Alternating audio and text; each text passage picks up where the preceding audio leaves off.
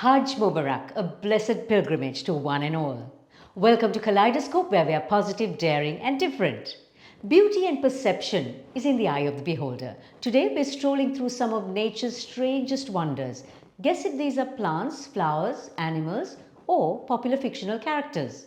The phenomenon of seeing faces of familiar things in random patterns is known as pareidolia.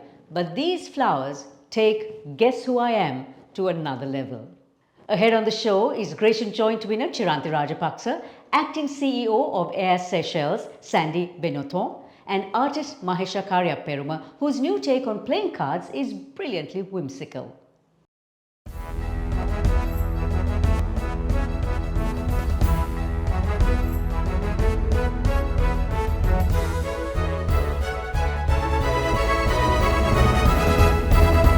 To our wonderful partners of the show, Srilanka Live, CDB and The Daily Morning, thank you for being so awesome.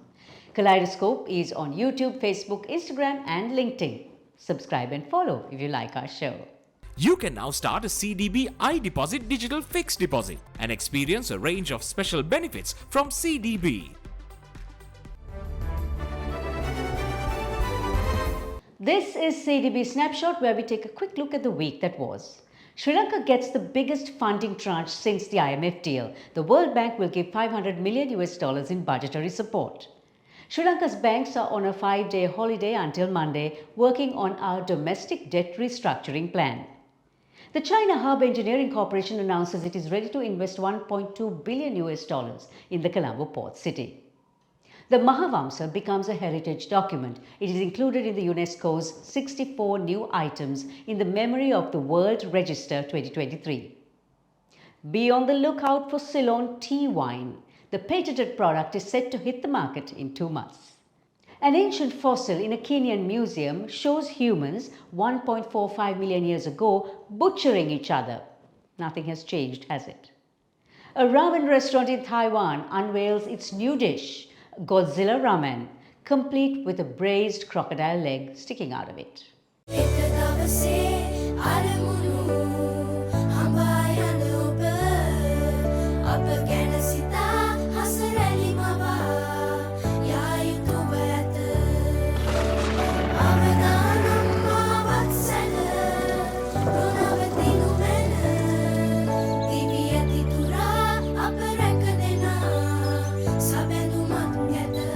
You focus on your goals. We will take care of the risks. Srilanka Life.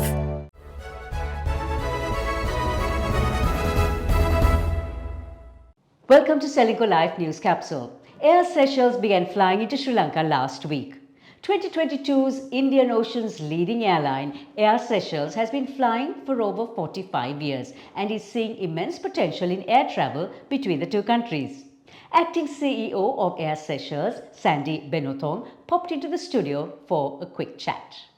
Sandy, welcome to Sri Lanka, welcome to Colombo, and so glad to have Air Seychelles flying into Colombo. But why Sri Lanka? It's one of the most, it is one of the untapped market that's underserved right now. There's no direct carrier in our region serving Sri Lanka.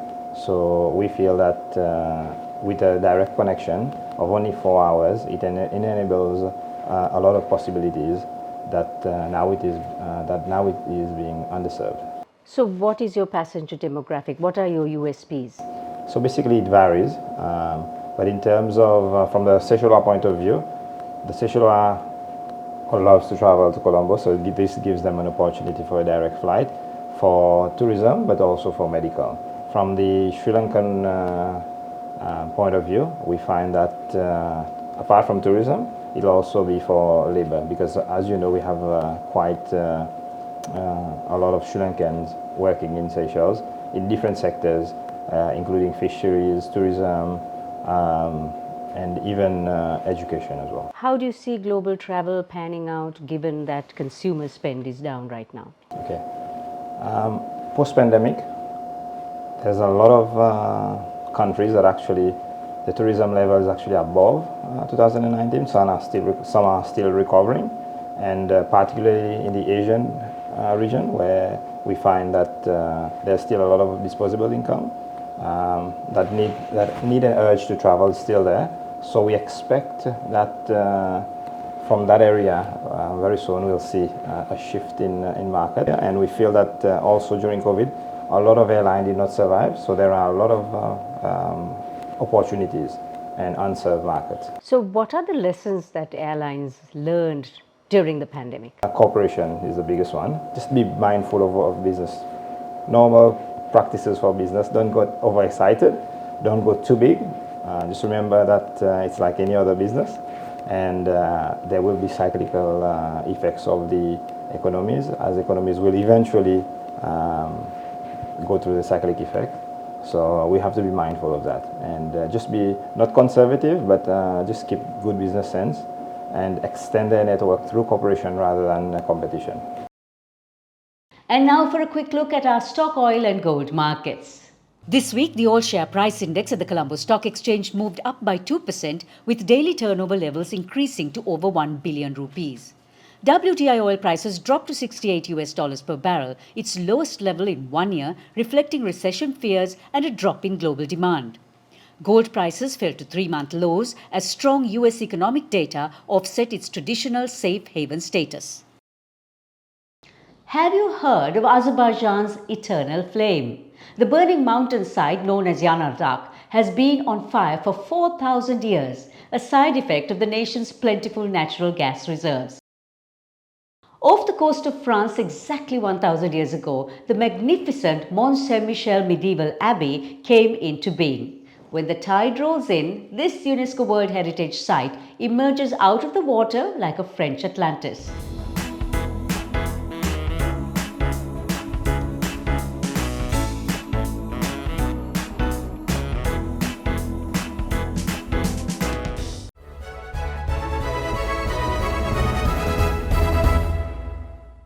For those of you who joined us on Kaleidoscope last week, we chatted with one of the joint winners of the Gratian Prize 2023, Yudhanjaya Vijayaratna, whose manuscript The Wretched and the Damned added a new genre of speculative fiction into the Gratian genres.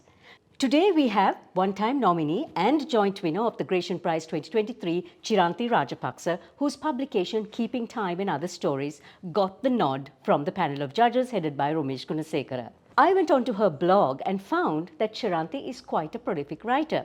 She's a lawyer, a researcher, and a journalist, as well as a project manager, and had her writings published in New Ceylon Writing, City, and Fairlight Books.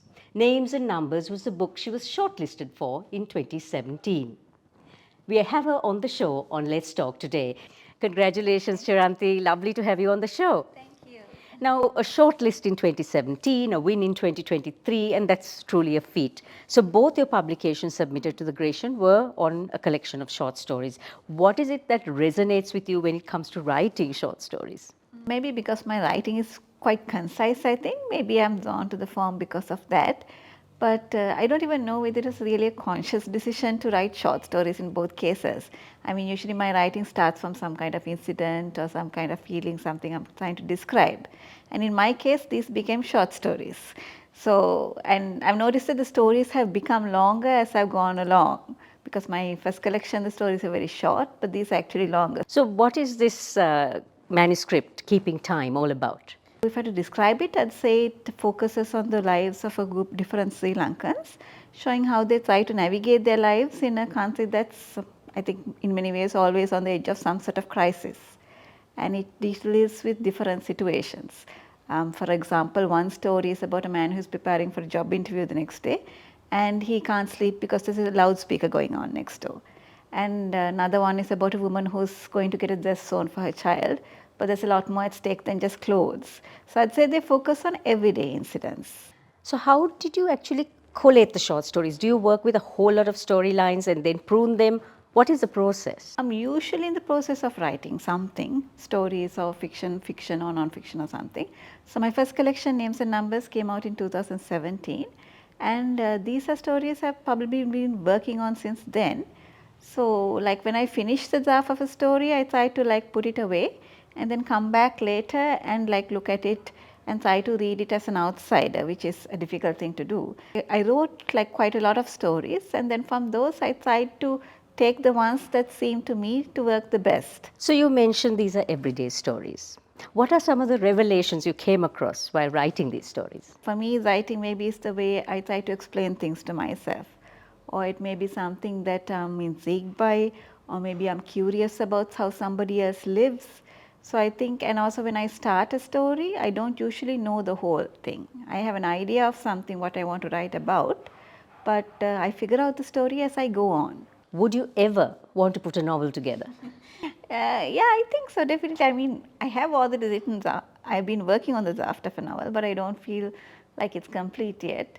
And I read both short stories and novels. I read a lot of novels. You say you hate first drafts, but you enjoy rewriting. Now, that's a bit of an oxymoron when you think about it. When does your writing become a first draft, if at all?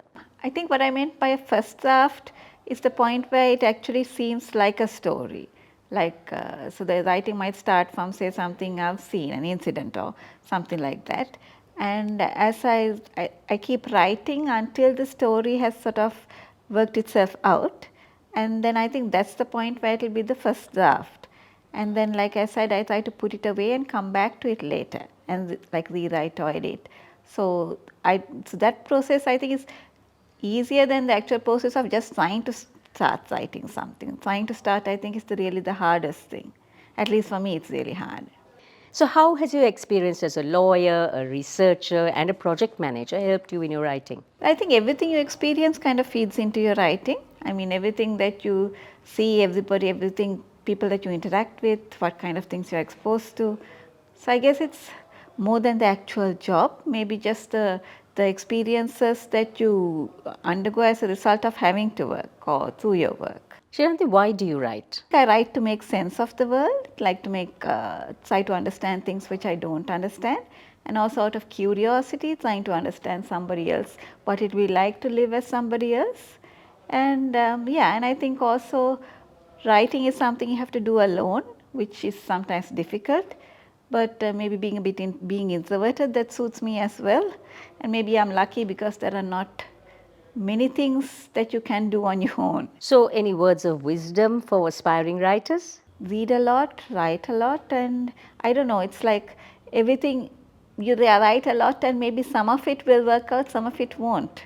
So it's also a matter of endurance. And it's good if you have people who will support you in that. And I've been lucky because my family they're not a family of writers, but they have been very supportive, especially my parents and my sister, because a lot of the time writing is just ignoring other people and staring at a laptop. So that can be difficult to live with. But yes, so it's good to have support.